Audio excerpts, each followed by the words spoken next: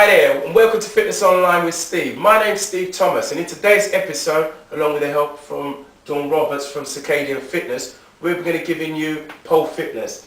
Now, pole fitness is excellent for core stability, so if you want to work your stomach and your back, excellent for doing that. It's also excellent for strength work, both on the upper body and the lower body. But as always, in any of the exercises, before you start training, always make sure that you're fully hydrated. Also make sure that you're fully warmed up and stretched before taking part. So, if you have any medical conditions or any injuries or illnesses, please consult a doctor before taking part. So, are you ready to get fit with Steve? We'll see you on the other side. As Steve's already mentioned, it's very important to warm up beforehand, specifically all over the body, all over the joints. Good mobility, make sure all the joints are warmed up.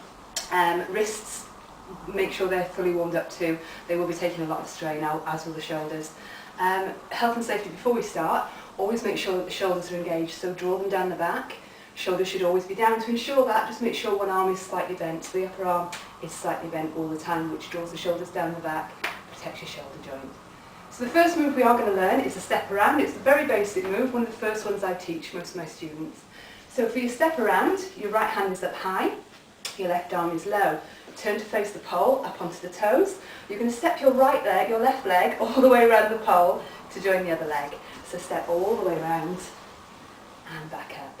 I'll show you again, up onto the toes. Make sure you're on the toes at all times. If you're on your toes, you can turn in both directions, any direction. If you're on a flat foot, you can't turn at all. So up onto the toes, posture good, shoulders down, step all the way around the pole, foot round. Once you've done it one way, always go the opposite direction. So the other foot, all the way around to join the other side. And relax. So the second move we're going to learn is the closed front hook. So again, all the same health and safety points. Top arm is slightly bent, draw the shoulders down the back. Your right arm is high, your left arm is across your chest. This time you're going to hook the inside leg, which is the one nearest the pole, and you're going to push off with the foot left on the floor and take it round to join the other one.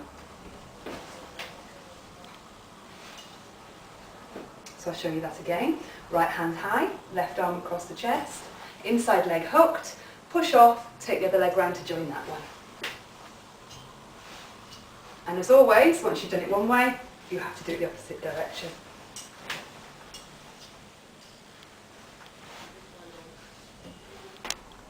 Okay. The next spin we're going to do is called the fireman spin. Slightly different from the other two. This time it will be the outside leg that you hook onto the pole. So again, health and safety, shoulders down the back, right arm is high, left arm comes across the chest. You're going to hook your outside leg on the front of the pole and your inside leg the opposite side. Notice my knees are both either side of the pole and my shins and feet have contact with the pole also. It's a nice secure spin because you are quite close to the pole. Beginners love this spin. So right hand high, left arm across the chest, bring the outside leg round, inside behind, come down and back up. And show you again, right hand high, left arm across the chest, outside leg on the front of the pole, inside leg behind, down and up, and the opposite side. If you do it once one side, you must do it once the opposite side. Left arm high, right arm across the chest, hook, leg behind, and finish. This spin is called the back hook. It's a little more complicated than the other spins. When my students come in to learn it, I tend to break it down into several stages. Simply so that it's easier to pick up and then they understand the sequence of moves that take you into the right position. I'll just be showing it this time, so I won't be breaking it down fully. So you're going to turn under your arm on the spin and end up going backwards. So I'll demonstrate it for you. I won't be able to break it down properly because it does take a few lessons in order for you to learn it correctly. So the right hand is up high, you step, you turn, you hook the inside leg and you come down. So showing you again, your inside arm is high, you step again, turn and hook, and you come down carefully and controlled. If you do it one way, again, you must do it the opposite direction, step, turn, hook, and down you come. One of the first things that the students who come to me always want to do is invert, and nobody in my classes gets to invert until they're absolutely ready.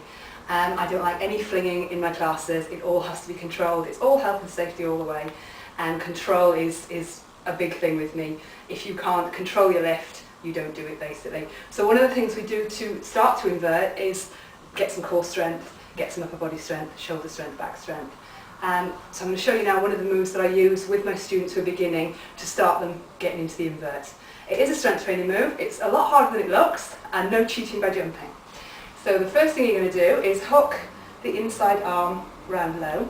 The outside arm is high, hip in front of the pole, no jumping, lift and lower. All my students do this 4 times this side, and then we swap, inside arm low, outside arm high, and we do 4 this side. This is learn the control then in order to control lift up and control lift back down again. And like I said, nobody gets to invert until they can perform this properly. In order to link your spins and any inverts you might do, any of the tricks that you might do, you need transitional moves in between. These are basically just linking moves that link one move to the next. One of the nice transition spins or transition moves is a pirouette, so I'm going to perform that for you now. Again, it's not so much health and safety this one because your feet aren't leaving the floor, your feet are always on the floor for this one. It's more technique and style and getting your own grace into it and your own slant on it. So I'll just show you how you do it now.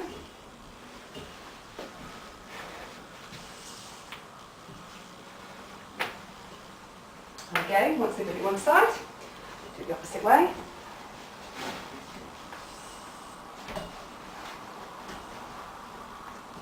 And this then links and you can spin from there on. So the next spin we're going to perform is called the open front hook. It starts off in the same way as your closed front hook, which we did earlier, and ends up totally different. So for this one, again, shoulders down the back, right hand is high, left arm is across the chest. Hook the inside leg, push the hips forward, lead with your hips, and come all the way down. And back up. And again, on the other side, left hand, right arm across, hook, hips forward, into the spin, and down. And then if you want to come up nicely, back to the pole, turn, and come up like a pirouette.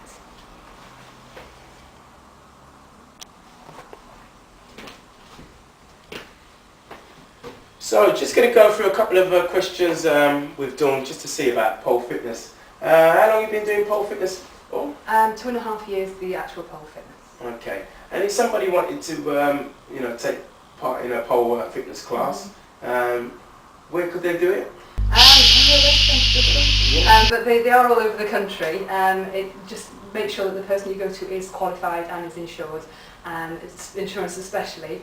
It is a dangerous sport basically, and you want to make sure that the person who teaches you knows what they're doing. So just make sure that they are fully competent. Ask to see insurance documents and stuff beforehand. I would. Okay. And can you buy a pole like this from anywhere? For your own leisure use at home? The ones that I use and the ones I recommend are the X-Pole. They come apart into pieces, you can pack them away when you finish with them, they don't need screwing into place, you just extend them into place. Absolutely solid once they're put up properly. They're the only ones basically that I recommend for doing this. They come in 2 sizes, 50 which is the standard. This one I've been working on today is a 45, so better for smaller hands. But I always recommend that everybody gets a 50 if they're first starting out, simply because if they go anywhere else, most places will have a 50.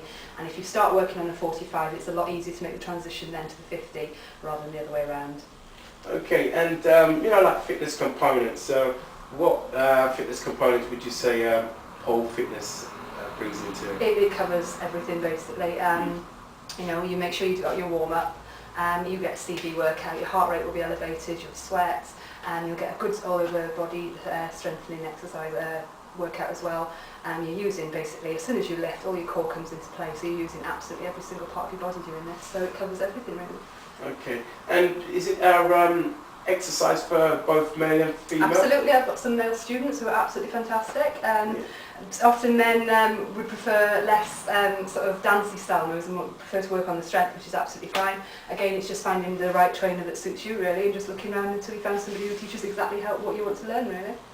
Okay then, you've had it from Dawn Roberts there. So, to the next episode, we'll take care and see you soon.